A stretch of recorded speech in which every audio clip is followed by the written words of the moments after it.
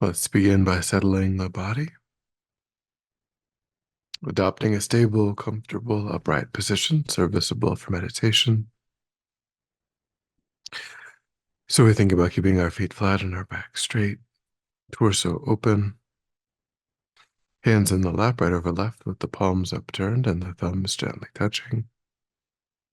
Our eyes are gently closed or slightly open, making sure we let in enough light to remain alert.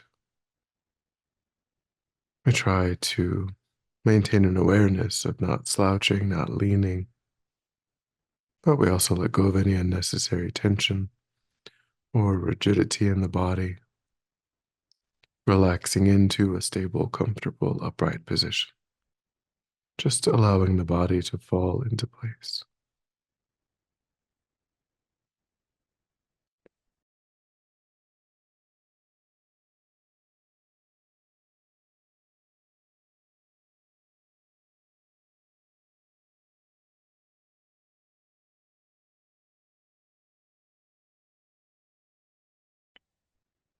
And begin to let go of attending to the environment,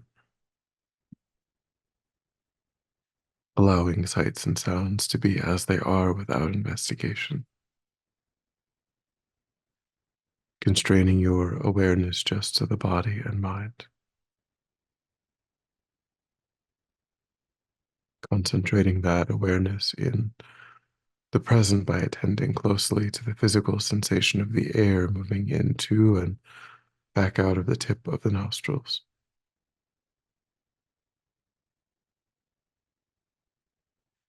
Noticing quickly when anything other than that one physical sensation is arising in the mind, and without judgment or frustration, lifting your awareness up from those distractions and placing it gently but firmly again and again on the breath.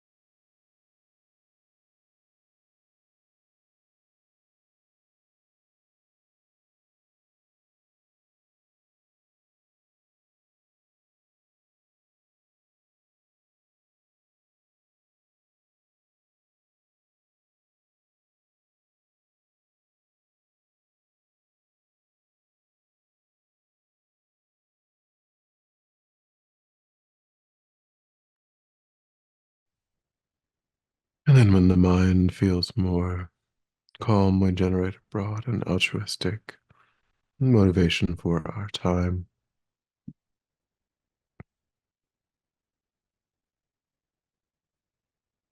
taking a moment to intentionally widen our circle of concern trying to embrace countless sentient beings within the field of our practice,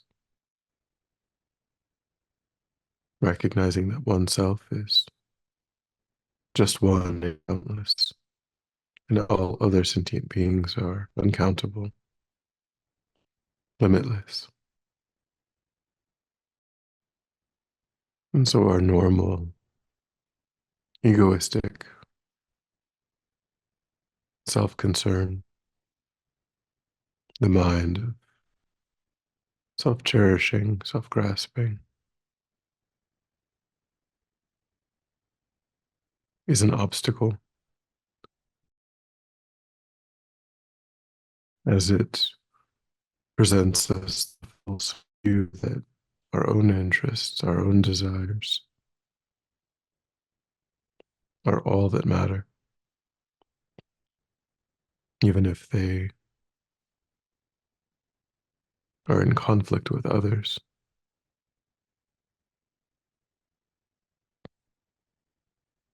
It gives rise to a very narrow perspective.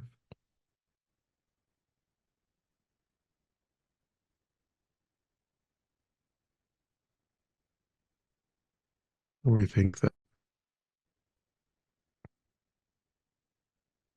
working for those countless sentient beings is much more reasonable, trying to bring about the welfare of all sentient beings instead of just one's own. It's the most useful, most reasonable way of approaching one's life.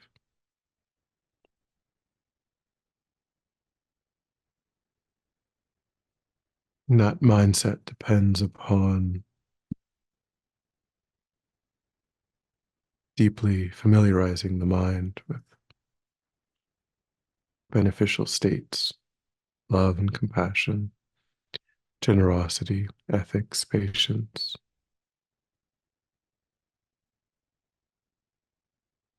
and eliminating from the mind painful, mistaken, afflicted views like anger and jealousy,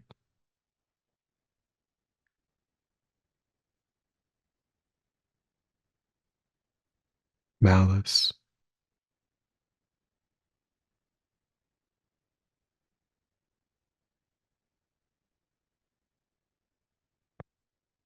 So I think that that process of genuine inner transformation, adopting that wide perspective,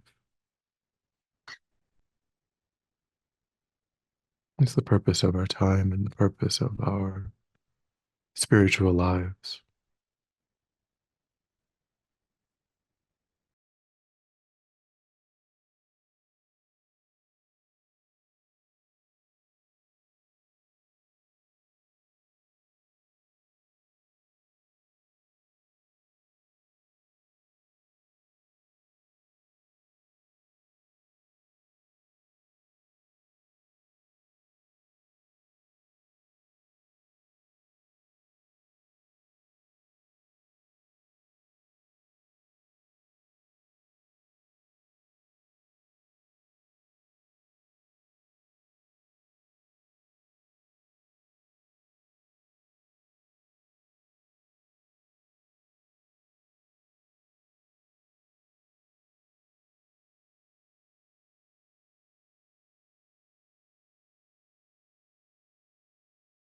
And then with that motivation, we begin again with a generation of the visualization of Avalokiteshvara.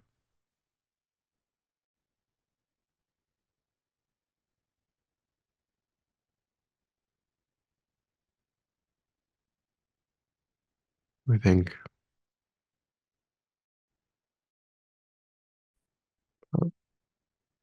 a body's length away at the level of the forehead is a life-size visualization of Avalokiteshvara.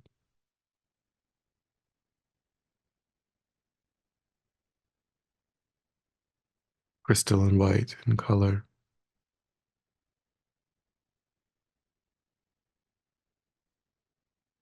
radiating rainbow light of 5 colors: white, red, blue, green, and yellow. His gentle, compassionate, violet gaze holds you and all sentient beings in his field of compassion. He has 4 arms. The first 2 are together at the level of the heart, holding a wish-fulfilling jewel. The second right hand holds a crystal rosary, and the second left a white lotus.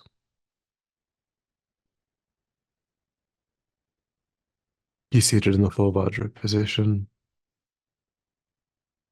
upon an open lotus and moon disk. He is adorned with exquisite silks and precious jeweled ornaments. An antelope skin covers his left shoulder and breast, and the entire visualization is composed of light and radiates light.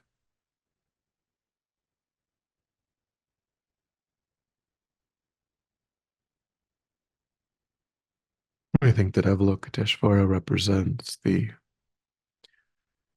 end result of this practice: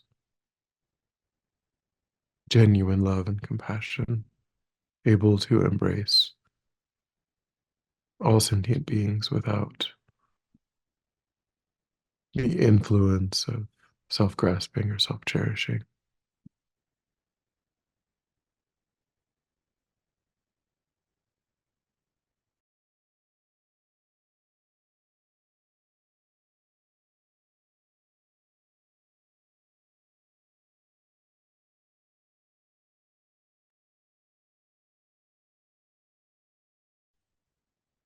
Then we move on to verse 4. Whenever I meet a person of bad nature who is overwhelmed by negative energy and intense suffering, I will hold such a rare one dear, as if I had found a precious treasure. Whenever I meet a person of bad nature who is overwhelmed by negative energy and intense suffering, I will hold such a rare one dear, as if I found a precious treasure.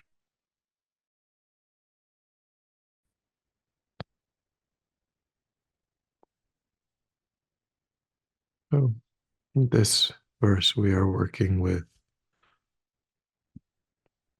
the expectation coming from self-grasping and self-cherishing that we should only ever meet people who say nice things, nice things.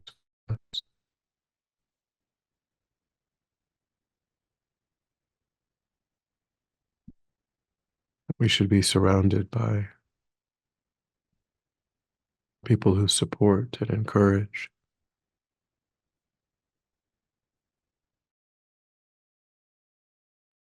We find it intolerable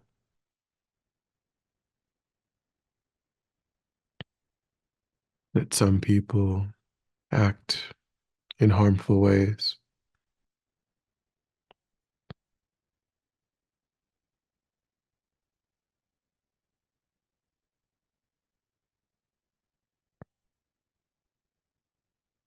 Here we are encouraged to see these people as though we find a precious treasure.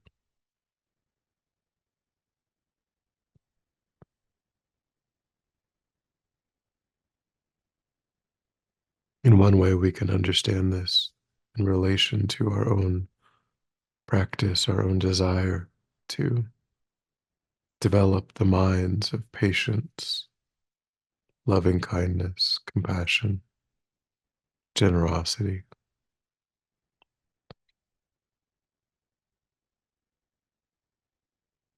And if we go our whole lives never being provoked,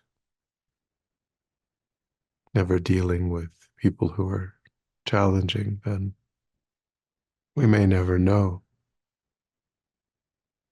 how successful our practice of patience, generosity, compassion, loving kindness actually is.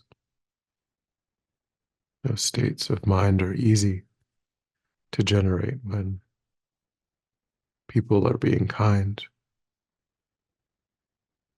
when people are acting as we would like them to act.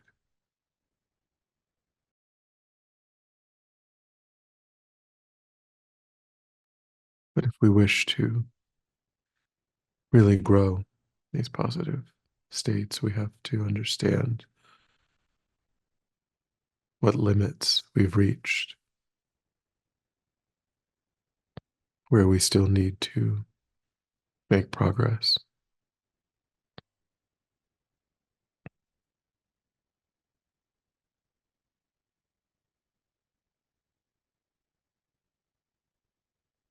So think back over the last few weeks. Is there someone at work, someone in your family,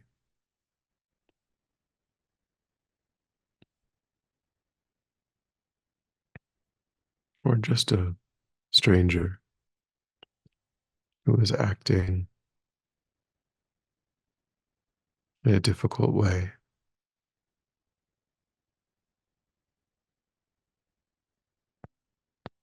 Think back to that interaction and try to notice what was happening in the mind.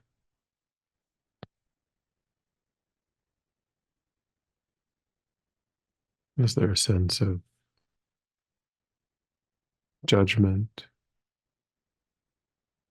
anger, withdrawal, a sense of aversion arising?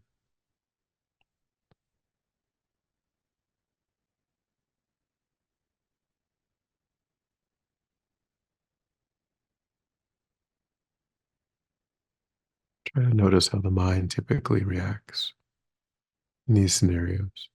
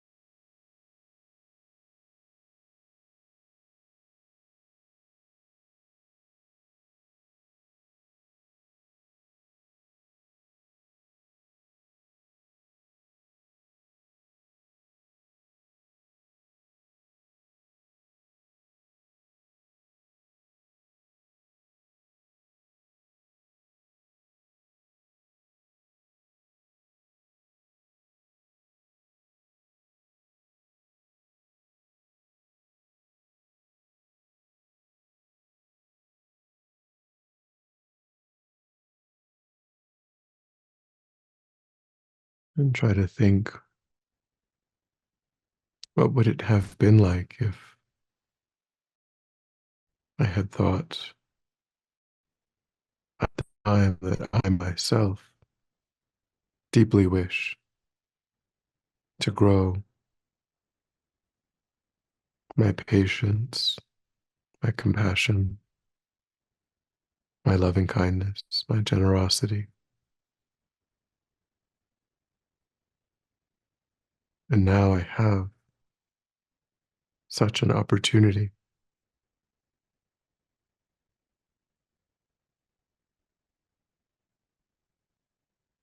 by interacting with this person,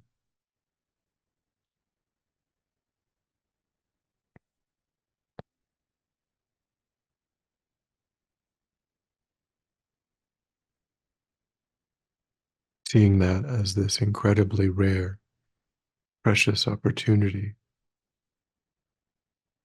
to put the teachings into practice,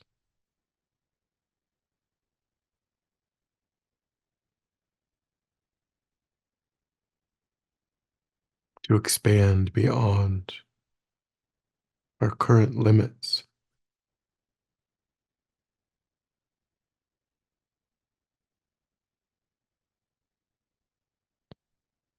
and try to replace the way of thinking, labeling that gives rise to aversion with a different way of thinking and labeling that gives rise to holding that person dear, thinking of them as a precious treasure.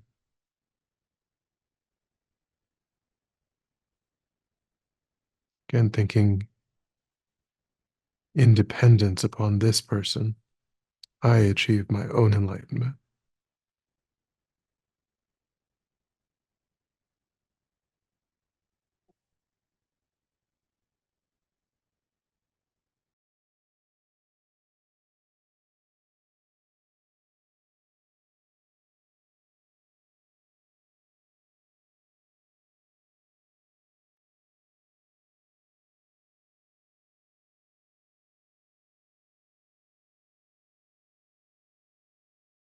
Right? To imagine what it would be like to be able to respond in the moment that way.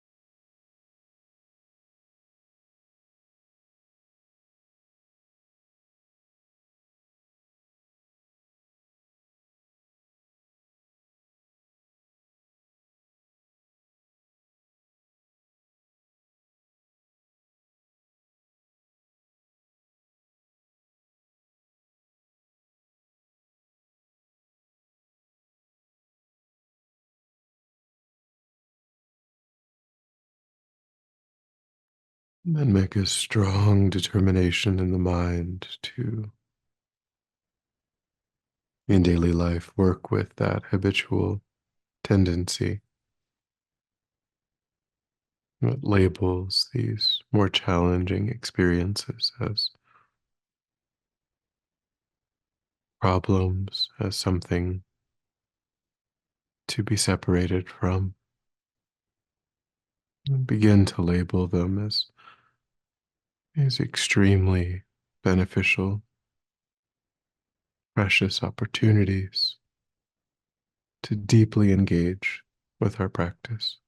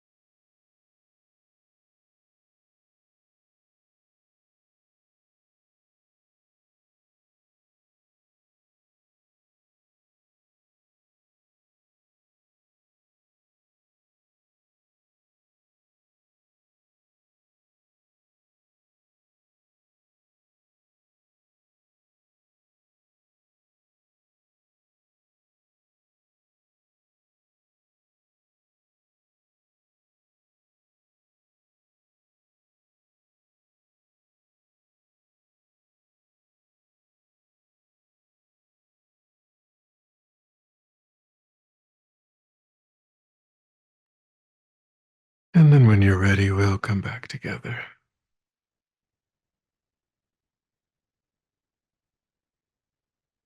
And we'll dedicate to recollect your altruistic motivation and think that by having engaged in this contemplation, you've actualized that motivation, which has generated positive energy in the mind. Think that you freely offer the fruit of your practice, that positive energy for the benefit of all sentient beings without exception. Thinking strongly when that positive energy ripens, may it serve as a cause and condition to eliminate war, conflict, poverty, famine, disease, disasters, all painful inner and outer conditions. May it fully ripen the minds of all sentient beings. May they quickly meet perfect teachers and arise in the state of full enlightenment. May I too achieve the state of enlightenment in order to work for the benefit of sentient beings perfectly. May any obstacles facing the Guru's long life be completely dispelled. May I and all sentient beings in this moment come under the joyful care and guidance of enlightened beings. May we be guided and protected until we swiftly achieve that state of enlightenment.